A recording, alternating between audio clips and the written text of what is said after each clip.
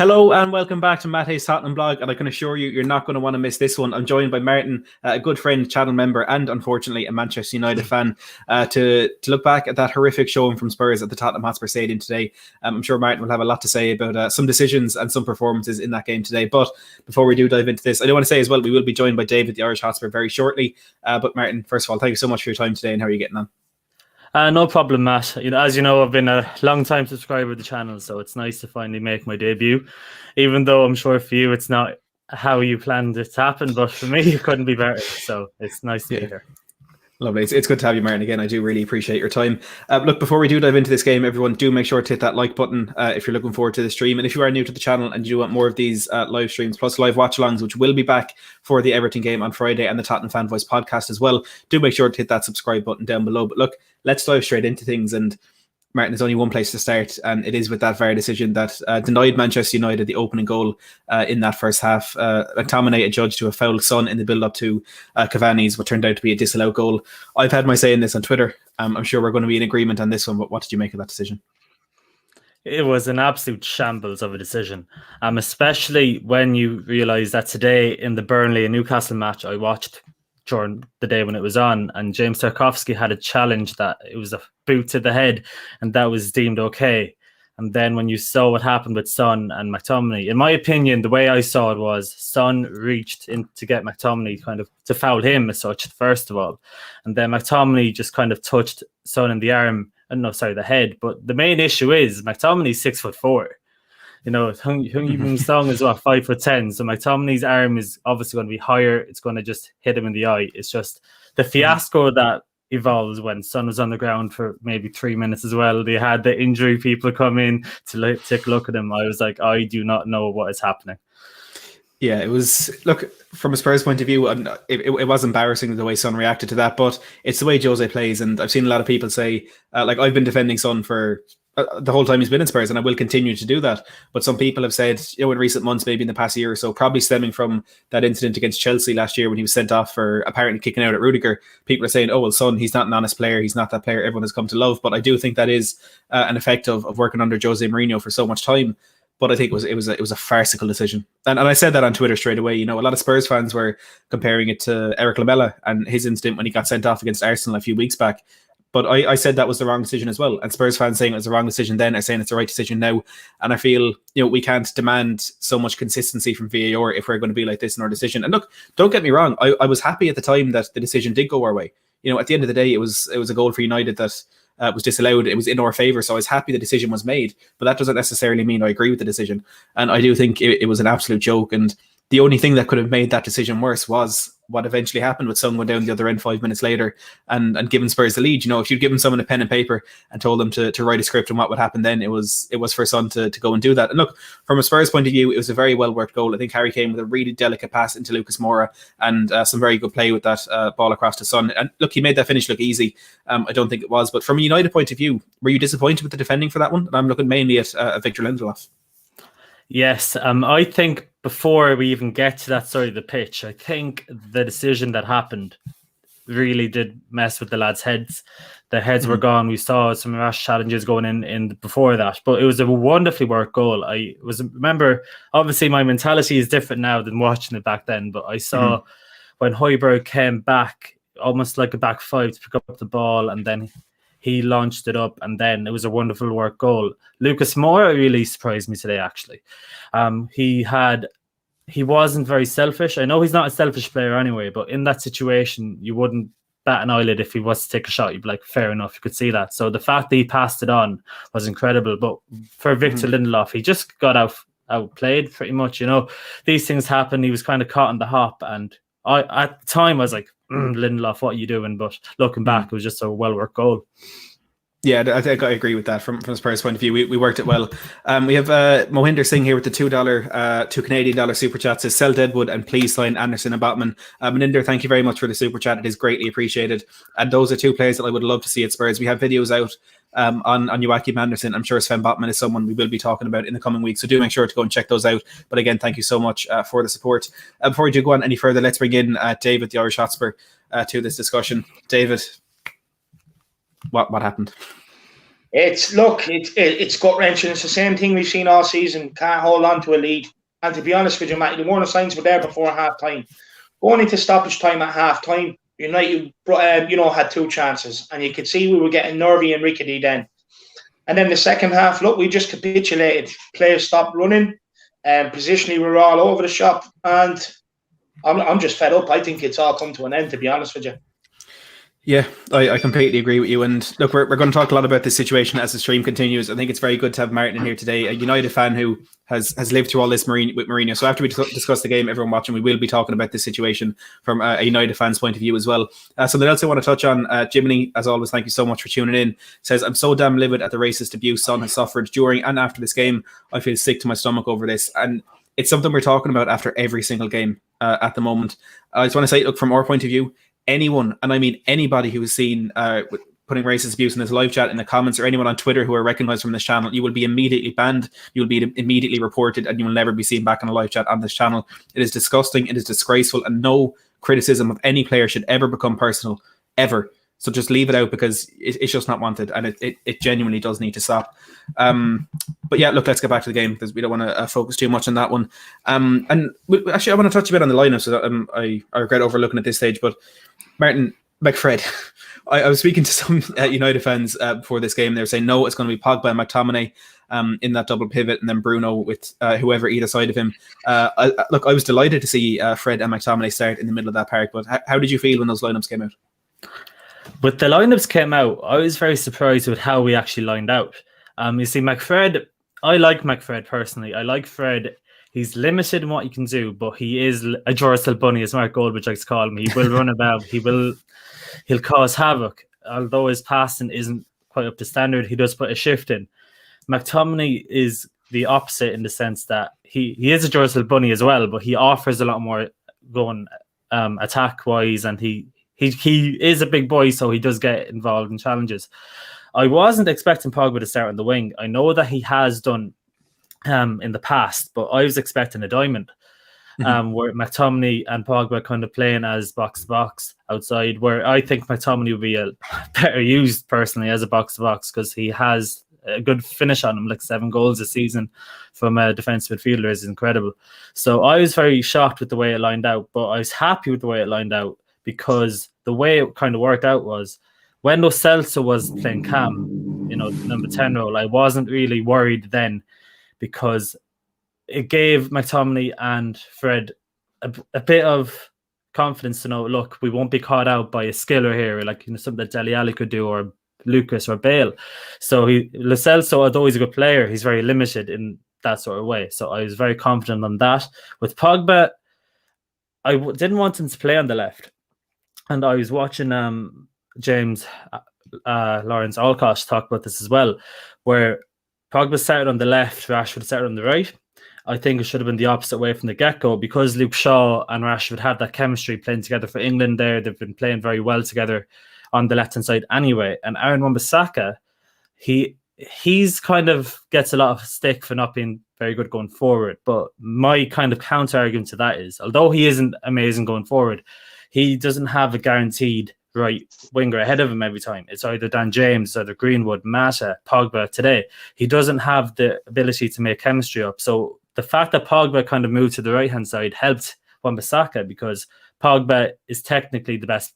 He's on the ball. He's one of the best players I've ever seen. So he gave Wan-Bissaka a lot of time to just chill out, see what happens, because Pogba will dig you out if needs be. Yeah, and it's interesting you bring that up, because when those lineups first came out, I was thinking maybe that will be a diamond with McTominay probably sitting deepest, and then Fred and Pogba sitting in behind Bruno. But then when we kind of looked through it again, I realised it would have been the typical 4-2-3-1, and I was expecting Pogba to be out on the right-hand side, because I don't see the point of, you're already having to displace one player by putting Pogba out in the wing, so why then displace another by putting Rashford over to the other side?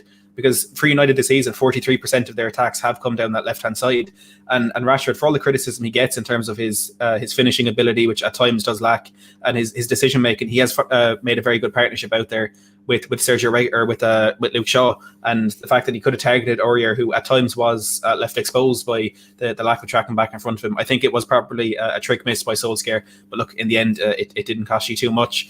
If your expert here tuning in says, feel sad for Mourinho, it must suck having these despicable modern players who don't want to play for Mourinho. Weird how it keeps happening. It's almost as if he's a terrible manager. Well, you know what, Alex? I think you've hit the nail on the head there, and thank you very much for tuning in. Everyone, do make sure to go over and check out the Dier Expert on Twitter and YouTube. Very good content there. Of course, been on this channel a few times. David, the Spurs lineup. We spoke on Friday talking about how we needed to bulk up the midfield. We needed at least 3 in there. We got that, but then we got Eric Dier starting centre half alongside Joe Rodon, and I tweeted it. Every single Spurs fan, when that lineup came out, every single one of them could have told you Eric Dier, whether it's an individual mistake or simply his lack of ability in defending, it was going to lead to a goal. And in my opinion, it led to 2. How did you feel when those lineups came out?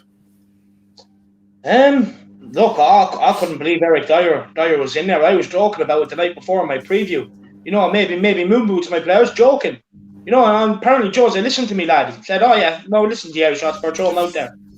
No, look, I don't understand it. Why would you just bring him in from the cold like that? You know, and it was just purely because he didn't want to swallow his pride in Toby Alderweireld. And we probably should have seen it coming Friday when he didn't want to answer the question, to be honest with you. Probably should have seen it coming then. And look, he got that one completely wrong today. You can't defend him on that. You know, that's just nonsense. We all know he's not good enough. You know what I mean? Personally, I'd probably actually rather watch Sanchez than Dier, to be honest with you. You know what I mean? But not Dier, not Moon Boots. There's a reason why we call him Moon Boots and we give him all the stick he gets, because he deserves it. He's just shit.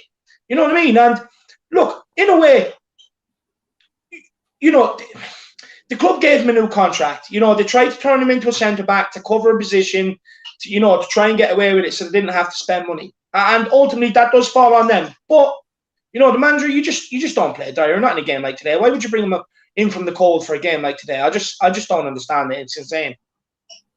I'll be honest, I was absolutely shocked when I saw the lineup coming out, and it was almost a weird feeling because of my predicted lineup, or the lineup that I wanted to see. 9 of the 11 players that I had in my expected lineup were on the pitch. The only 2 differences were Dier in for Alderweireld and Lucas in for Bergwijn, who surprised me by not even being in the squad at all.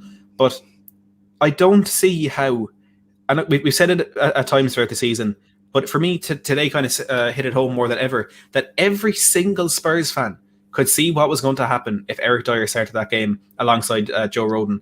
But somehow Jose Mourinho didn't. And I said it, no, there aren't many centre-backs who can deal with the movement of Cavani. Look, he's not the quickest player in the world. I wouldn't even call him the most clinical finisher, but he's so experienced and he's so clever, and he's learned to adapt his game to make that movement a little bit better, because perhaps he's lost that yard of pace that he had in his more youthful years. And our only chance to contend with that was having Toby Alderweireld, an experienced centre-back, to perhaps counteract that. With as Martin said, the technical ability in there of Paul Pogba, the creativity of Bruno Fernandes, Luke Shaw and Aaron Wan-Bissaka bombing forward, there was always going to be good balls into that box, and Mason Greenwood when he came on as well. So I don't get why Jose decided that Eric Dier was the best man to contend with that. And there was sorry, just quickly. I personally don't think it's not that he didn't see it coming. He just didn't want to swallow his pride. And there's no way he could have thrown Sanchez back out there, but he just didn't want to swallow his pride, and that's it at the end of the day. He knew it was coming. He just didn't want to swallow his pride. Look, I agree on that. When I was looking at the lineups, I was thinking Joe Rodon and Eric Dier against Cavani. Cavani is going to have his feet up. It'll be not even got to do with the fact he has lost the yard of pace. That's obvious, but it's just Cavani. He's just sauce. Like, that's all he is. He's just a saucy fiend. And you know, he's world class movement. The movement is just incredible. And like Eric Dier, he doesn't have the defensive awareness. You know, he just doesn't. Joe Rodon's still a young buck who I was very impressed with today. I thought he was very good.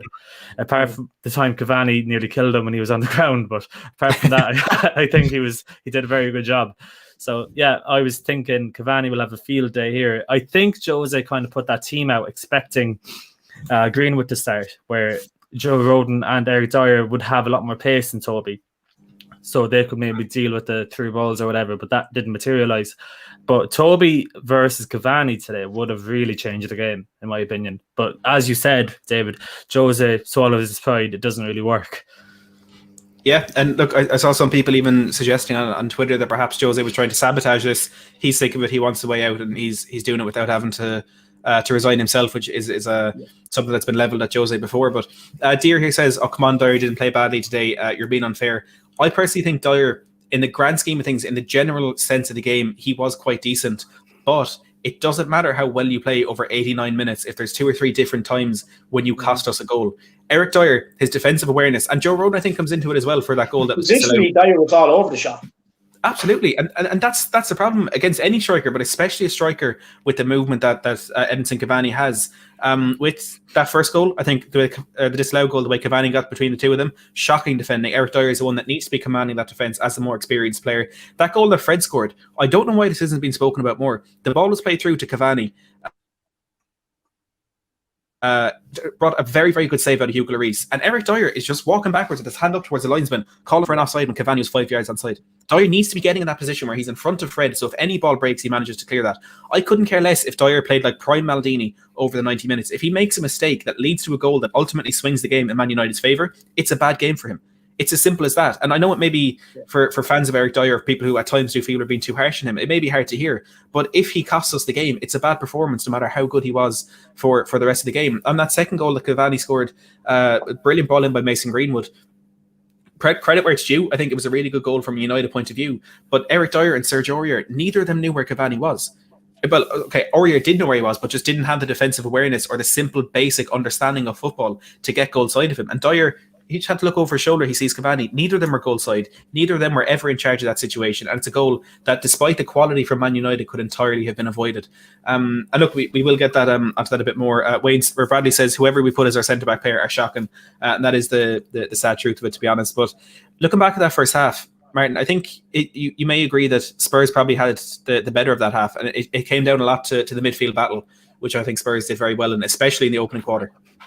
Oh, absolutely. Watching the first half, I was thinking, okay, this is it. We're going to lose here. We're going to get back into a top 4 race where we don't want to be in. We're in a comfortable position right now, but the thing is, we could easily just lose a game and then all of a sudden we're back in it. So I was very impressed with Lo Celso, and Matt knows I'm not a big fan of Lo Celso. Mm-hmm. So I was very impressed with him, his pressing, and obviously Højbjerg, unbelievable baller. Like, their pressing was great, and Dembele kind of had a free roam type role, but that pressing really did hold us back. And then obviously with Sergio Reguilón, quality player, Sergio Aurier going forward isn't the worst either. You know, it's when he's going backwards you need to worry, kind of. But yeah, so you put a lot of pressure on us, and then the pace of Son and Harry Kane, the ability to just ping a pass from 50 yards is always there. It's always in the back of your head. So the first half, before the McTominay incident, I was thinking, you know, this game's already boring. It would probably be maybe a 1-0 goal game, where we've seen with United and the big six over the season is very defensive, even though this time it wasn't. It's just maybe things weren't going our way. Spurs were just had our number. But then I think that incident sparked something in United. They were like, you know what, our head is gone. We need to do something about this. And then that led to halftime, went 1-0 down, a brilliant goal by Spurs. And I was thinking, you know, when the halftime whistle blew, I was thinking, we're going to win this game. It's just something I saw. I saw a fire in the belly of all the players, and I was thinking the second half, because United are the better team in the second half. It's just a thing we do, unfortunately. We put ourselves in that situation. So, yeah, I was thinking the first half was a write-off. Spurs played very well, and then the second half, things changed. You're muted, Matt. You're muted with Matt. I think that's a good point on the point of United being a second half team, and it played right into your hands because Spurs are a first half team, and we've now dropped more points than every team except Southampton from winning positions this season, having been 1-0 up at the break. It's absolutely devastating. But again, David, it was a good first half performance. It wasn't the best performance in the world. We didn't go and play United off the park, but we did the basics. We were compact defensively, apart from that one moment where we got very lucky with the VAR decision. We were solid going forward. We were, as Martin said, very good in that press. We weren't letting United get much of the ball. And I wouldn't say we had a chance to pull the game away from United because we didn't have too many clear-cut opportunities, but we had the chance to really take control of that game in the first half, and it was ultimately a good 45 minutes, wasn't it? No, it was. Look, the first half was fun. I was actually surprised, to be honest with you. I was actually enjoying it. You know what I mean? Look, don't get me wrong, we weren't anything special, but it was nice to see us do the basics, right? You know, pass to a player in the same colour shirt, control the ball with one touch, not 2-3 touches, you know. Running about, getting stuck in, getting amongst them. It was nice to see that. But ultimately, what happened then? You know, we went in at half time. But like I said, going into stoppage time at half time, Matty, the warning signs were there that it was coming. I ran the outlet at half time and I was saying, look, we need 2 goals we need another goal to even try and get a point out of this game, because I knew United were going to come out in the second half. I knew United were never going to be as bad as they were in the first half. We got at them, we rattled their cages, but it's the same thing we've seen time and time again this season. Tottenham are in the lead, they get nervy. No, our players, we don't want to win. We don't want to win. We're a bunch of losers. That's what we are. We don't want the 3 points, and we just gift wrap them and send them straight to the opposition, because but when the same thing keeps happening over and over and over again, it's inevitable. That's when you start doing the mistakes. You start giving away the ball stopping. You start having to take 2 or 3 touches to control the ball, and then compile that with, I'm not going to bother making a tackle because they're just going to score anyway. Or like at one stage, Aurier and Ndombele had Pogba in the corner, and Pogba didn't even do any skill. Pogba just ran around them. Aurier stood there, and Ndombele went with him, just didn't have the pace. Aurier stood there, and I'm like, man, that's our right back. But then straight after that, there was a ball that came in from the other side, and Aurier just let Cavani run. He just let Cavani run. He didn't pass him over to Dier. Dier didn't pass him over to Rodon. And we're lucky that Rodon got his foot on the end of it. It's shambolic. It's absolutely shambolic. And things have to change. And the only way football is going to get better at this club, and the only way we're going to see a winning mentality is changing this squad, looking at doing extra things like bringing in sports psychologists, someone like that. And dare I say it, maybe a change of manager at this stage. I do think if we're planning, a rebuild in someone to overhaul the squad, I do think you keep Jose. I do think you give him the money to spend. But if you're not, you know what I mean? Yeah, you're going to have to sack him. You're going to have to sack him because there's too many players not running anymore. And I'm just fed up. And it's not just down to Jose. Let's make this clear. Look, Jose's at fault. He has his faults. And, there are a lot of things he's doing wrong of late. But, this problem was here before him. And as soon as he goes, everyone's only going one way. And that's to the very top. That's the ENIC. Things have to change at this club, and mainly the players. They just can't do it. And when the pressure's on, they get nervy, they get jittery, and they just bottle it. Big game today.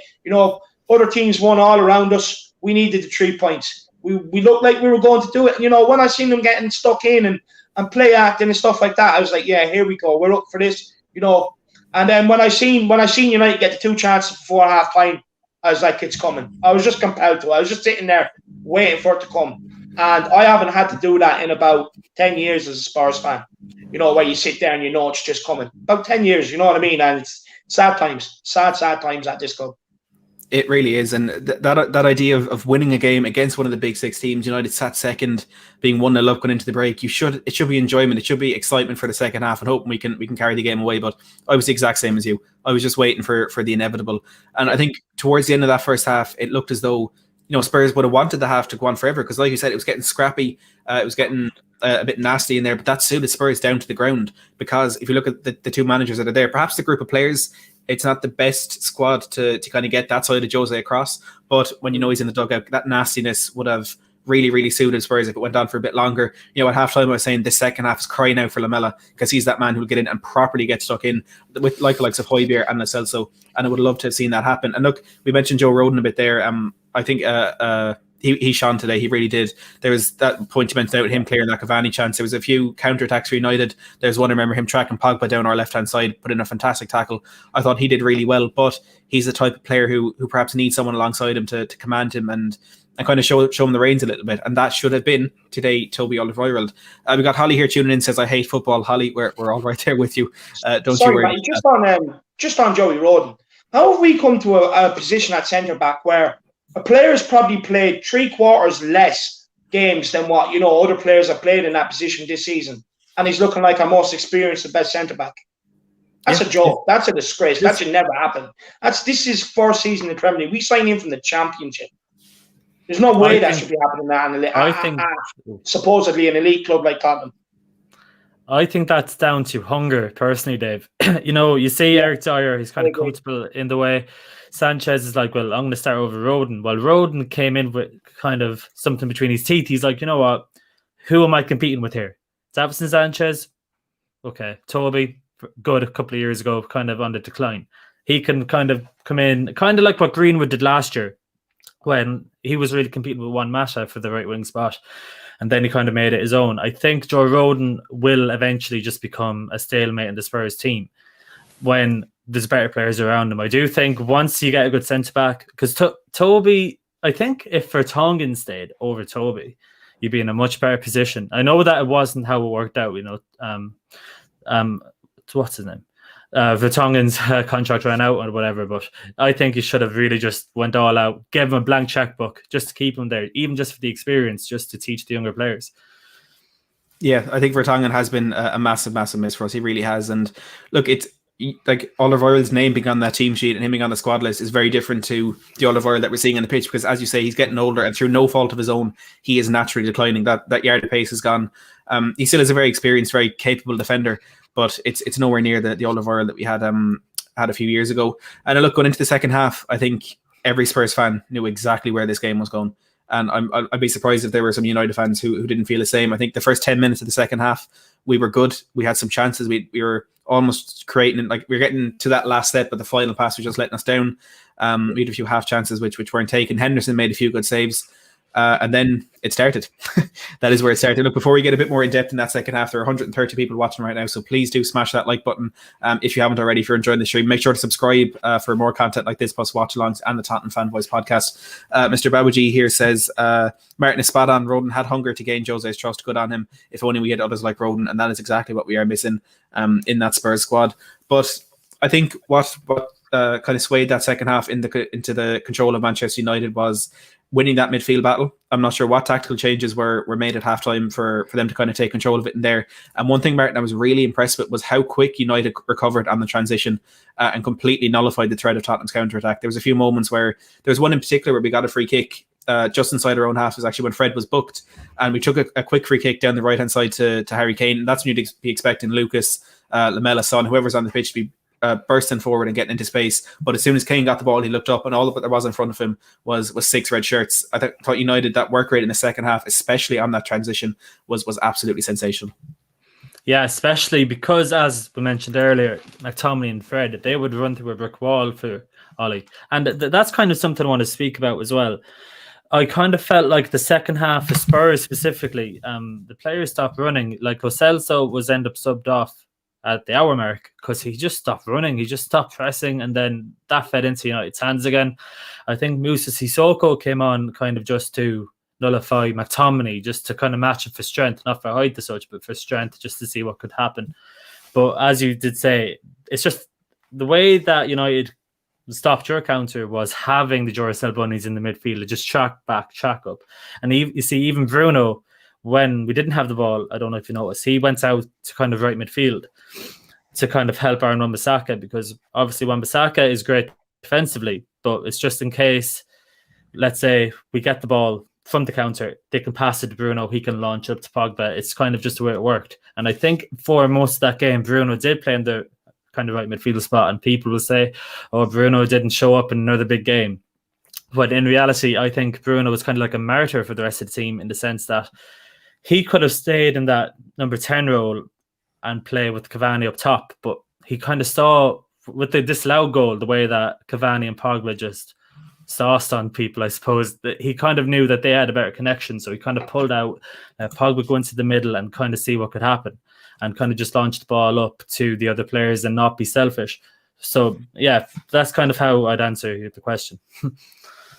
Yeah, no, I like that. It's a lot more analysis than I could have offered it for it, but it was the key battle in this game today, and I think we all knew that from minute one. It was whoever could control that midfield, and credit to Solskjaer that he managed to get that done in the second half. But David, I think we're back at the situation where another very inexperienced manager has tactically gotten the better of Jose Mourinho.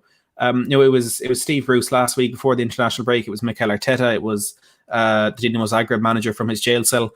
How does it keep happening that Jose, this master tactician, this incredible manager? Look, don't get me wrong. I think Jose is a very talented manager, just not at this particular situation. But how does it keep happening that other managers are getting the better of him tactically? To be honest with you, look, for me, Ndombele, I've always questioned his fitness. And for me, once he starts starts looking tired and, combined with Lo Celso stop running, I think it's more than just tactics. I do think a lot of it is our own doing. I do believe that. But look, it's simple. United just wanted the game more than us in the second half. They sniffed it. They knew even if they went down 1-0 today, they came here composed because they knew Tottenham throw away leads. If they could get the game in the balance going into the last 15 minutes, they were going to take it. And it's like that thing United had to kind of stamp out, where teams were just rocking up to Old Trafford and turning them over. You know what I mean? It was happening regularly for a little while.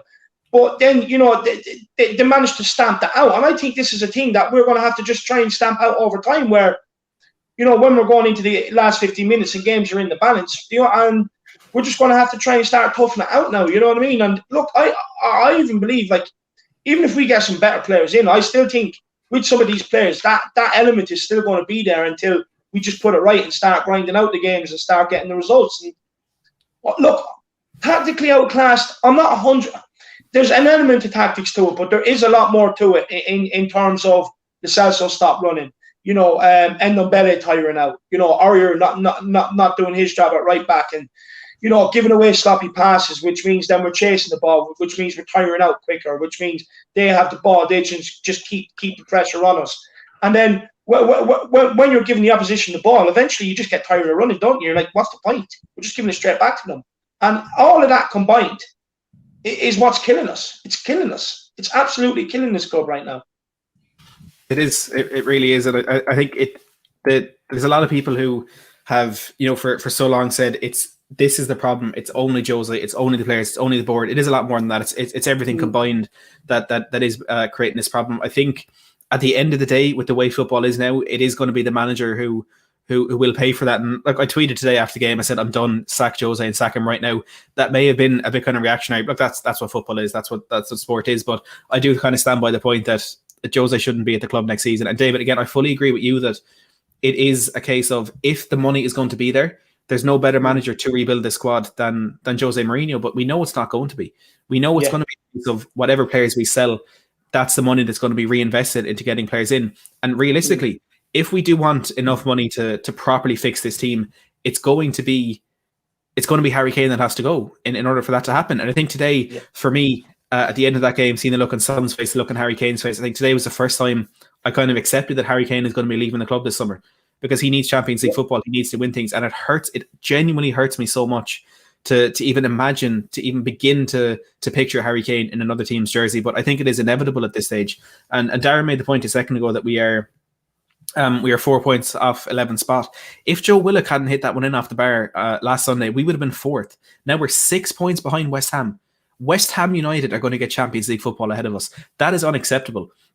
At the end of the day, we're not expecting Jose Mourinho to turn us into a team that win the Premier League every single season. It's not going to happen. Like, realistically, we know we're not that club. We know there are teams in England that are going to compete more consistently at the top level because they have more financial backing, or they're ahead of us in that stage of getting that squad built. They have better managers, and I'm talking about Liverpool, Manchester United, or Liverpool and Manchester City, and potentially the likes of Chelsea and Manchester United getting into that bracket.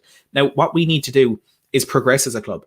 You can argue to some extent that we have progressed as a club in terms of the results that we're getting from, say, the last season under Pochettino. I think our first 30 Premier League games this season, we actually picked up more points than we did in Pochettino's final 30. But the biggest problem beyond anything is the disparity in that dressing room. It is as simple as that. We cannot have a manager who is ripping that dressing room open from its very core. And Martin, look, you're a United fan. You've been through this with Jose Mourinho. You've seen so many players have their careers at United kind of put into tatters by Jose. But just from the point of view of a fan who's been through this before, what do you make of the situation right now with Jose in the dressing room at Spurs? It's like deja vu, to be honest with you. The way I see it is, it's clear as day that the players are down in tools with Jose. And the thing with Jose is, it can't always be the team's fault. It has to eventually be his own doing. And during the match, I was watching it, and it brought up a stat when Luke Shaw was on screen, and it said Luke Shaw made 29 appearances or 29 starts for Jose as a United manager. So Jose kind of tried to dwindle him out. He did the same with Pogba, did the same with Lingard, who Jose kind of painted them as bad eggs, which I personally don't think they are bad eggs. I think the way that the British media kind of portray black players anyway, it's not a good thing. So for them, it's kind of a big thing. You know what? This is a good story. We'll just run with this. But back to the dressing room, it's clear as day that the players just don't care enough. And I was kind of, before I came on, I was doing some research on previous Mourinho teams, and he was most successful, of course, at Chelsea and Inter. It was Porto as well, but at Chelsea and Inter, the first time at Chelsea, he had a back four and a defensive midfield partnership that would die for him. He had Ferreira, Carvalho, Terry, Ashley Cole. He had Lampard, he had Claude Makelele. They would run through a wall for him. At Inter, he had Lucio, he had Walter Samuel, he had Maicon, Cambiasso, Zanetti. The list goes on. They would run through a wall for him because they're so defensively strong and they're so sound in their mind that they know they can do it. They know that Jose won't even dare to shit on them essentially in post-match interviews because they just won't take it. At Spurs, he doesn't have that relationship because football has evolved since then. Like, I remember I was watching an Ollie interview last week, it was with Sky Sports, and he was asking, the interviewer asked, what has changed the most from the dressing rooms from when you were playing and now? And he goes, well, when I was playing, the main thing was there was one DJ play all the music. There would be no phones are allowed. Nowadays, they all have their own headphones in. They're all listening to their own songs. They're all on Twitter beforehand. It's just a different time, and Jose hasn't evolved. And we've seen that he does hang players out to dry.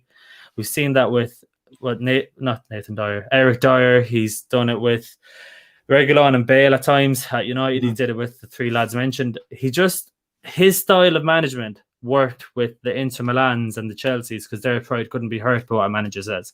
The current Spurs guys, they need an arm around them. They need someone to be like, look, you may have messed up, but it'll be fine. Do it again next time. Jose isn't that type of person, and I think that's kind of where it's going wrong. Yeah, I think you've hit the nail on the head there, and I kind of did a video kind of touching on that earlier in the week, and on a point that Daily Hotspur made on Twitter, and it was simply saying, this Jose style needs 11 players who buy into it 100%. You need a team of Harry Kanes, a team of Pierre-Emile Højbjergs, and you're not really going to find that in world football anymore because player power has really taken over. And I compared it, Jose's man management, to Bill Nicholson, and this is just a quick quote from an article I saw in a magazine during the week. He would start most interviews by saying he'd nothing to say and would then talk from the soul about the game he loved. He was at his most quotable in defeat and would show no mercy to any player he felt had given less than 100%. And I read that about Bill Nicholson and it just screams Jose Mourinho to me. And look, you can say Bill Nicholson he's our most successful manager of all time. He won the double, he won the league. I think he won it twice. He won European Cups. He won everything. But man management in 1961 and man management in 2021 have to be very different things. It is as simple as that. Like the sport, it's a different sport to what it was 5-10 years ago with the introduction of VAR and goal line technology and all that. It's completely different to what it was, 6 decades ago or whatever. And Jose needs to learn to adapt. I think people saying his tactics are outdated is perhaps a bit harsh because, again, I think he is still a good manager, just perhaps in the wrong situation at the wrong club. But it's his man management that simply has not changed and is not good enough. And he came out today after the game and he said, I think we deserved a better result. I think the players did well. And he had a comment, I think, said, even when we lose, I like to say good things about the players. That is a load of crap. And there's something in the live chat here today, and I saw you in there. Thank you for watching. He said, well, when Jose gives out about players, you criticize him then as well. So, like, what do you want him to say? It's no coincidence that every other manager knows exactly what to say in these situations. You defend your players, but you don't lie. Like, he lied about Alderweireld in his COVID test last week. He needs to come out and say, look, they did well in certain situations, think they did well here, and here, but there are areas we can improve. We need to be better defensively or whatever. You don't come out and slander the players like he has in the past. You need to be honest and need to give a genuine kind of idea and perception of the game. That doesn't mean you have to come out and say, Eric Dier is useless, I can't wait to sell him down to Leyton Orient. You have to come out and just be genuine. And I know there's only so much a manager can say, but Jose just seems to be going about everything in the wrong reasons. And look, David, I know, I'm in the same boat as you. I've been a staunch defender of Jose for so long. I think in the last month and a half, I kind of been at the point where I think I described it as he's gone beyond the point of no return, where I don't think he's imminently going to be sacked, but I think we're at the point where he's not going to come back from this. It is only a matter of time before he leaves Spurs. I honestly think the only thing keeping him at the club right now is that Carabao Cup final. If that final had been played in February, Jose would not be the Spurs manager this evening. Today would have been the final straw for Daniel Levy and for Enoch, as it was for so many fans. Do you agree on that? No, I fully agree with that. I was only saying that on we have Tottenham TV.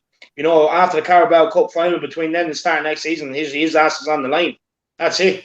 You know what I mean? At the end of the day, what can you do? What can you do? The club is a mess. With Jose Mourinho, Matty, like there's a lot of variables to this as well, because it's going to cost 30 million to sack him, which means then you're not going to spend too much on your playing squad. Mm-hmm. You also have to pay for a new manager in this time when the club is shelling money, and then you also have to try and rotate the players. The only way that's happening is if we sell Harry Kane. To be able to do all that, to be able to get rid of the manager and rotate the players like this squad needs, is to sell Harry Kane, because it's the only option where the money's going to come from to be able to do it. But I fully agree with you. Look, Jose's comments are becoming more and more erratic in the press conferences by the week now, and I just can't see him keeping his job after the Carabao Cup final, to be honest with you. I really can't. I really cannot see it. And look, I wanted him to succeed. Do I think he's been given all the tools? No. But at the end of the day, look, he's lost too much of the dressing room now. The writing's on the wall. The players don't care enough. They stop running. You know what I mean? He's not saying the right things in the press conferences. And look, time's up, I think. Yeah, I feel the same. And it is. I do think it is a big statement coming from you, because you have been such a staunch defender of him, and rightly so. But you know, if someone like you is saying the time may be up, I do think that is something people need to take note of. Look, one thing as well, quickly. Sorry, mate. Look, I'm going to back any manager that comes in, and I'm going to back the next manager in the hilt as well, because at the end of the day, things have to change in the playing squad. So even if we get Nagelsmann, who I don't want, I'm still going to back him to the hilt. You watch, man. I'll find every stat and excuse to back him. You watch, right? But and the reason why is because the board, I'm going to keep backing managers until the board actually give me a playing squad that I'm happy with, a playing squad that I know, is capable to handle all the competitions. And then when that happens, then I'll start looking more into managers and everything else. But until that happens, I'm backing whatever managers at this club. Matty, I do have to run off, because I was telling you, I do have my own stream coming up and that, and I just have to get a few things ready on it. But thanks very much for having me, man. I really do appreciate it. And I'm sure, look, the watch along, I think, will be happening for the Everton game. And I'll be here for it after the show I do. But I'll be here for the watch along itself. Absolutely. Love it. Thank you so much, David, for your time. And I'll make sure to be tuning into your show at 10 o'clock. I'll talk to you soon. No problem at all. I'll see you, lads. Martin, absolute great to listen to you, man. I really do appreciate you having me on, Matty. And look, I know times are hard, but let's just get behind the club until the end of the season. I know it's hard. Look, I'm still going to be cocky before every game. That's not going to change. In these dire times, I do believe if we can have a laugh with it, why we're shy, why not? You know what I mean? Try and cheer everybody up and stuff like that. But look, come on, you Spurs. Let's just limp to the end of the season and bring on next season after a good window. Come on, you Spurs. Fingers crossed. Come on, you Spurs. Thanks, David. I suppose following on from David's points there about the manager, I'm the exact same. I'm never going to brand myself as Jose out, because I feel with any club, in terms of manager or board or something like that, like Jose out, or the way United at times are Glazers out, I feel as though that's a very agenda-based kind of not personality, but kind of approach people take, because it's regardless of what happens in the future, I want them to go. I'm not going to say I'm Jose out, because if he turns things around, I'll be delighted. I don't actively want him to be sacked, but I feel as though it may be the best thing for the club. So I could say sack Jose now, but I'm never going to say Jose out, because I feel that has kind of certain repercussions to it. Robert Yee here says, new manager won't change a thing. We will have second-rate players, and has been. If Kane leaves and replaced by Ings, that would be typical leaving move. And that is one of my biggest fears, Harry Kane going and getting in someone like Danny Ings. Look, Martin, we've spoken about Spurs for long enough. From a Manchester United point of view, it was a very big win. You've been a bit iffy since coming back from the international break, despite having a good win at Granada during the week. This one really, really puts you in a comfortable place in second. I think we'll all agree it's a bit of a step too far to talk about a league title this season, but you must be delighted with United more than definitely solidifying your place in the top four. I am, to be honest, because I think I remember Jose mentioned it actually in his pre-match conference about Ollie saying that silverware isn't that important. And I would back that it isn't that important, because we've seen in the past, Arsenal won a couple of FA Cups and they finished like 8th and 7th. That doesn't show progress. We finished with 66 points last season. We're hopefully going to get past that at this stage. Fingers crossed. Hopefully, it doesn't go too bad. But that's progress to me. The progress to me is seeing Rashford. This is the second year in a row hitting 20 goals. He hit it, I think, in 8 less games this year. We've had Bruno kind of, when he came in, he was the main guy that he had to do everything. He doesn't have that same stress anymore. You know, he has Pogba around him. He has Mason Greenwood, who hasn't had the best of seasons due to personal issues. But, you know, he's still doing very well. We have Maguire and Lindelof, which I think we need to replace Lindelof more so than Maguire. Because we're not going to sell Maguire. We're not going to get half the money back from him. And I think with Maguire, he gets a lot of stick because of his price tag. But Maguire is a very good centre-back. He's just not an £80 million centre-back. So, and then more so as well, I think Ollie deserves it more than anything because, you know, we've had people compare him to a PE teacher. I don't know any PE teachers that has beaten Pep, Klopp, knocked Liverpool out of the FA Cup, by the way, beating Jose. You know, the PE teachers don't do that. So I think now if he wins the Europa League, he will confirm it to other fans who were like, okay, he's not actually that bad. When United fans, well, obviously there are some allowed minority who are Ollie out for some reason, but those people are also Bruno out, which is very confusing. I don't know where that comes from. Some people are never happy, are they? They're never happy. They think he's a pen merchant and we need to get Jesse Lingard back, which with Lingard, obviously, this is a bit off topic. What I'm hoping for with Lingard is that he stays at West Ham and we can use him as a bargaining chip for Declan Rice, who would replace Fred, which would make us even stronger again. Like if you take Lingard and 50 mil, you know, West Ham are paying 50 mil for Lingard and give us Rice, so we might accept that. Sarcasm, by the way, but like, you know, I think if we can make a little deal like that, put that money back into the squad next season, we could close the gap even more. Because I think we did close the gap on City. Obviously, it's not over yet. But when you compare to where we were at the start of the season, obviously getting hockeyed 6-1 wasn't a good start. We also got very lucky against Brighton when we got a penalty after full time. So it was typical. But yeah, so I think we're in a good spot. I don't actually have second place nailed down. I'm still very skeptical that we will get top 4, even though we are in a good position, just because I know how inconsistent this team can be at times. So until it's mathematically impossible to drop out, I won't be happy. Oh, that's such a Spurs mentality. Until it's literally impossible for things to fall apart, that's when we'll kind of have hope in it. I was going to take a quick look here at the Premier League table, just from United point of view and from a Spurs point of view as well. United sitting there very comfortably, I would say, from an outside point of view, I suppose, in second, 9 points clear of Chelsea in fifth. It's turning into a very strange top 4 race, and it's one that in past seasons has been, you know, the worst team or the least bad team, if that makes sense, has crept into the top 4. Like, remember United or Spurs a few years back, the last time we finished top 4, had an awful end to the season. I think went 3 or 4 months without picking up points in the road. We got in there, but I think it's hotting up to be a very interesting end to this season with Leicester and West Ham currently sitting in there. You know, some big games towards the end of the season. I think Leicester's final 3 is United, Chelsea and Spurs. Chelsea have United and City coming up as well, and it's going to be a very entertaining end. It's one that finally is going to be an interesting top 4 race, I do think, but I'd be confident for United that they will finish in that top 4, having a strong end to the season. It was something like 23 games unbeaten on the road now. They've done very, very well from a Spurs point of view. Again, I know we touched on it already, but a chance to go into the top 4 against Newcastle last week, and all of a sudden we're 6 points adrift. And go ahead. Getting Joe Willocked. Oh, it was just the fact that it was an Arsenal player is just the worst thing that could have happened. But, you know, I remember David said it during the game. I was watching the watch along and he said he's going to score, and then he ended up scoring the equaliser. But the relegation battle is even more interesting, in my opinion. With Newcastle winning a very big game today with Alan St-Maximin. Did you see his goal?